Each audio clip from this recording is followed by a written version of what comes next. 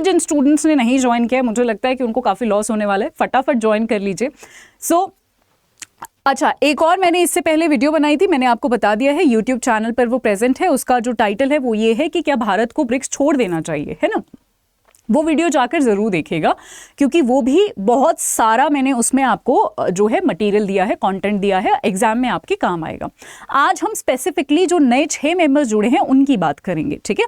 उसमें हमने ब्रिक्स की भी बात की है और वो इस नए एंगल की भी बात की है। आज हम बात करेंगे कि इन 6 मेंबर्स से किसको फायदा होने वाला है। देखिए, ये 6 मेंबर्स ऐसा ही नहीं है कि अचानक से ये समिट चल रहा था और अचानक से ये लोग जो है यहाँ पर ज्वाइन हो गए, नहीं, ये ऐसे अचानक से नहीं हुए हैं, ठीक है। ये जो डिस्कशन था कि 6 मेंबर्स को ज्वाइन होना है, ये बहुत पहले से डिस्कशन चल रहा था। मैंने अपने उस वाले वीडियो में भी बोला है कि एक बड़ा ही अलग पॉइंट था कि चाइना जो है वो बहुत सारे मेंबर्स को चाहता है कि ज्वाइन हो जाए। आपने सुना होगा BRI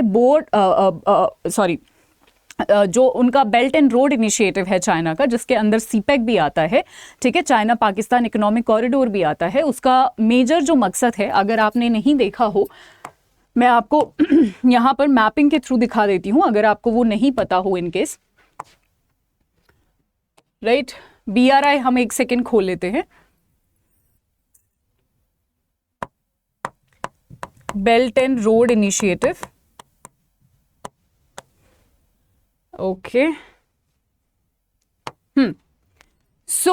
ये आपको थोड़ा सा हल्का सा मैं आपको मैप दिखा देती हूँ, जहां पर चाइना का ये मकसद है कि चाइना को जो है रोड के थ्रू और मैरीटाइम रूट के थ्रू, यानी समुद्र के थ्रू जो है पूरी दुनिया को क्या करना है यहाँ पर, हाँ जी, लेट इट ओपन, हाँ जी। चाइना का यही है कि चाइना को जो है ये कनेक्शन चाहिए, कनेक्ट करना है ताकि उसका ट्रेड इंप्रूव हो सके, ठीक है। तो आप यहाँ पर देख सकते हैं रोड के थ्रू वो यहाँ पर यूरोपियन कंट्रीज और इस तरफ जो है यहाँ पर इनसे कनेक्ट होना चाहता है। नीचे से वो पूरा इंडिया को भी घेरे हुए है और वो नीचे से मैरीटाइम रूट से यहाँ पर मिडिल ईस्ट से होते हुए यूरोप को कनेक्ट करना चाहता है। ये उसका बेल्ट एंड रोड इनिशिएटिव है, ठीक है।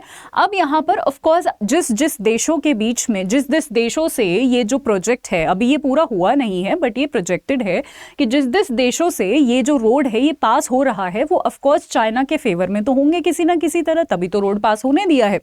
हालांकि कुछ एक्सेप्शंस भी हो सकते हैं। चाइना ने तो हमारे इंडिया में से भी जो पाकिस्तान ऑक्यूपाइड कश्मीर है वहां से भी पास कर लिया है और हम उसको फेवर नहीं करते हैं, बट मेजरली फेवर करते हैं। तो चाइना का पहले ये एक स्टैंड था, या फिर पहले चाइना ये चाहता था कि यहाँ पर जितने भी लोग हैं जो BRI में उसको सपोर्ट करते हैं वो ब्रिक्स में ऐड हो जाएं, ठीक है। बट डेफिनेटली हम ये नहीं चाहते थे, हम क्यों चाहेंगे। तो अब ये बड़ी इंटरेस्टिंग चीज़ है कि कौन कौन से एक्चुअली वो देश हैं जो ब्रिक्स में शामिल हुए हैं। क्या वो चाइना के साइड वाले हैं, या फिर वो इंडिया के साइड वाले हैं, या फिर वो न्यूट्रल स्टेट्स हैं, ठीक है।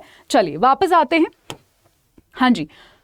यहाँ पर आपको दिखेगा ये बहुत ही इंपॉर्टेंट एक जियोपॉलिटिकल बदलाव हुआ है। और साथ ही साथ मैं ये भी बताऊंगी कि बेशक ये 6 मेंबर्स ऐड हो गए हैं, बट क्या फिर भी ब्रिक्स जो है उतनी ताकत होल्ड करता है जितनी बहुत सारे ऐसे ग्रुप्स हैं जो होल्ड करते हैं आज के टाइम पे, राइट। बट उससे पहले कौन कौन से वो देश हैं जो नए आए हैं, राइट। तो ब्रिक्स तो आप सभी को पता होगा, BRICS is Brazil, Russia, India, China और साउथ अफ्रीका, जिसमें साउथ अफ्रीका इसमें लास्ट में जो है वो ऐड हुआ था, ठीक है। अब यहां पर हम देख लेते हैं कौन कौन से नए देश है। सबसे पहले Argentina, Iran, UAE, Saudi Arabia, Ethiopia, Egypt, ठीक है, right. Argentina, Iran, UAE, Saudi Arabia, Ethiopia और इजिप्ट। अब लेके जाती हूं मैं आपको मैप पे, हाँ जी, ये आपको दिख रहा है, ओके, आई एम श्योर दिख रहा होगा, इसको भी हम जूम कर सकते हैं। यहां पर सबसे पहला मैंने बोला था UAE, ठीक है, ओके, हाँ। ये आपको सऊदी देखने को मिलेगा, यहां पर सऊदी अरेबिया देखने को मिलेगा, ठीक है। सऊदी अरेबिया के साथ जो है हम लोग भी, यानी इंडिया भी जो है अच्छे रिश्ते शेयर करता है और चाइना भी अच्छे रिश्ते शेयर करता है। तो डेफिनेटली ये एक ऐसा देश है जहां पर दोनों के जो स्टैंड है वो न्यूट्रल है, तो ऐसी कोई टेंशन वाली बात नहीं है बेसिकली। अब हम बात करते हैं UAE की, जहां पर मैं ये पेन रख रही हूं, यहाँ पे UAE है, ठीक है। इनकेस अगर आपको नहीं दिख रहा हो तो यहाँ पर, ओके। और ये UAE जब मैंने बोला तो वो जूम हो गया, कोई बात नहीं, हाँ। यहाँ पर जो है UAE है, राइट, ये आपका UAE पड़ता है। ठीक है। अब यूएई भी बड़ा इंपॉर्टेंट है, वो हमारे लिए भी इंपॉर्टेंट है, चाइना के लिए भी इंपॉर्टेंट है। यूएई के ऊपर आपको पता है एक कैनाल है जिसको हम सुएज कैनाल कहते हैं, जिसके थ्रू ट्रेड वगैरह जो है वो होता है। सो यूएई डेफिनेटली इंडिया का बहुत अच्छा मित्र है, तो कोई प्रॉब्लम नहीं है, और चाइना के साथ भी है। तो यानी ये दोनों ही देश जो है कहीं ना कहीं न्यूट्रल स्टैंड अपनाए हुए हैं। नेक्स्ट हम बात करते हैं, कौन सा हमने पढ़ा था, ईरान। अब ईरान डेफिनेटली, ईरान जो है इंपॉर्टेंट है। ईरान जो है इंपॉर्टेंट है। एक तो सबसे पहले बता दूं, ईरान वैसे हमारे साथ तो है, बट यूएस के साथ ईरान के थोड़े पंगे चलते रहते हैं हमेशा। यूएस जो है वो सैंक्शंस वगैरह लगाता रहता है। यूएस ने हमें भी बोल दिया था कि अगर आपने ईरान से तेल खरीदा तो मैं आपके ऊपर भी सैंक्शन लगा दूंगा। तो बीच में जो है कुछ टाइम के लिए हमने तेल भी खरीदना बंद किया था और वो सारी चीजें हुई थी। बट अभी जो है रिलेशन में ये नहीं बोल सकती कि हमारे और ईरान के रिलेशंस खराब है, ऐसा नहीं है। तो दोनों ही कंट्रीज के साथ, चाइना के साथ भी ठीक ठाक है, तो ठीक ठाक ही यहाँ पर रिश्ते हैं। ठीक है, अब मैं बात कर लेती हूँ अर्जेंटीना की। ठीक है, अर्जेंटीना आपको यहाँ पर साउथ अमेरिका में, माफ कीजिएगा, साउथ अमेरिका में देखने को मिलेगा। यहाँ पर ये एक ऐसी कंट्री है जहाँ पर बहुत सारे मिनरल्स आपको देखने को मिलेंगे। इनफैक्ट बहुत सारी कंट्रीज में आपको मिनरल्स देखने को मिलेंगे। कहीं ना कहीं ये भी एक रीजन है जिसकी वजह से ये सारे जो है चॉइसेस हुए हैं। यहाँ पर आपको बहुत सारे मिनरल्स देखने को मिलेंगे और कोई ऐसा प्रॉब्लम नहीं है अर्जेंटीना के साथ किसी भी देश को। ठीक है, अब यहाँ पर अफ्रीका में चलते हैं। अफ्रीका में हमने पढ़ा था क्या, इजिप्ट, है ना। सो इजिप्ट जो है यहाँ पर आपको देखने को मिलेगा, इजिप्ट। ठीक है, इजिप्ट में भी वही वो जो है यहाँ पर कैनाल्स वगैरह सिचुएटेड है। और कौन यहाँ दिलाएगा मुझे, एक और स्टेट हमने पढ़ा था जो अभी ज्वाइन हुआ है, कौन सा स्टेट था वो, हाँ जी जल्दी बताइए। अफ्रीका का ही स्टेट हमने पढ़ा है, विच इज इथोपिया। हाँ जी, इथोपिया। ठीक है, सो इथोपिया आपको यहाँ पर देखने को मिलेगा। ठीक है, इथोपिया आपको यहाँ पर देखने को मिलेगा। अब आप शायद ये सोच रहे होंगे कि इथोपिया का क्या ही इंपॉर्टेंस है, ये सारे गरीब देश हैं, क्या इंपॉर्टेंस है। इथोपिया का शायद कोई इंपॉर्टेंस ना हो, बट अफ्रीकन यूनियन का बड़ा इंपॉर्टेंस है। ठीक है, और इथोपिया जहाँ पर एडिस अबाबा जो सिचुएटेड है, वहाँ पर अफ्रीकन यूनियन का जो सेंटर है या हेडक्वार्टर, कुछ भी आप बोल सकते हो, वो वहाँ पर सिचुएटेड है। इसलिए इथोपिया एक इंपॉर्टेंट सेंटर बन जाता है, राइट। ठीक है, हाँ, सो इथोपिया एक बड़ा इंपॉर्टेंट सेंटर बन जाता है। बट यहां पर अगेन ऐसा नहीं है कि इंडिया के साथ बुरे खराब रिश्ते हैं, कुछ खराब रिश्ते नहीं है। सो ओवरऑल अगर मैं 6 के 6 कंट्रीज की बात करूं, और देखो साफ साफ बात तो ये है कि अगर किसी ग्रुप में कोई भी नया देश ऐड होता है तो उस ग्रुप के जो पहले के मेंबर्स हैं, चाहे वो रशिया हो, ब्रिक्स की मैं बात कर रही हूं, चाहे वो रशिया हो, चाहे वो चाइना हो, चाहे वो इंडिया हो, चाहे वो ब्राजील हो, सबके कंसेंसस से, यानी सबके मत से ही तो ये लोग ऐड होंगे।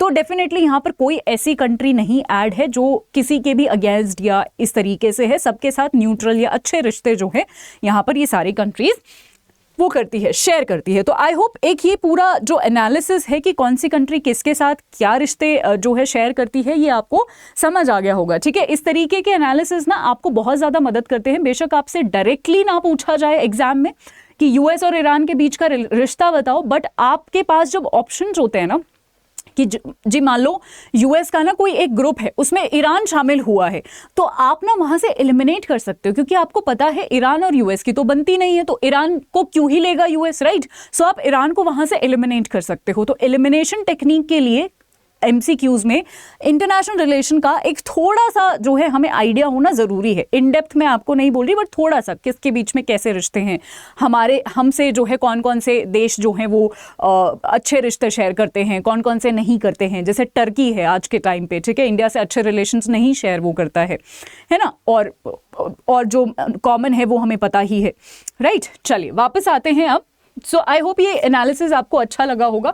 ठीक है जी, चलिए अब यहाँ पर ये जो सारे हैं, यहाँ पर एक इकोनॉमिक इंटरेस्ट वगैरह जो है डेफिनेटली परफॉर्म करेंगे और बेटर करेंगे। और ग्लोबल साउथ को भी यहाँ पर मैंने आपको काफ़ी बार बताया हुआ है कि ग्लोबल साउथ क्या है। ठीक है, सो ग्लोबल साउथ से, क्योंकि आजकल देखिए हमारा चंद्रयान 3 भी लॉन्च हुआ है, ये अपने आप में बहुत बड़ी उपलब्धि है।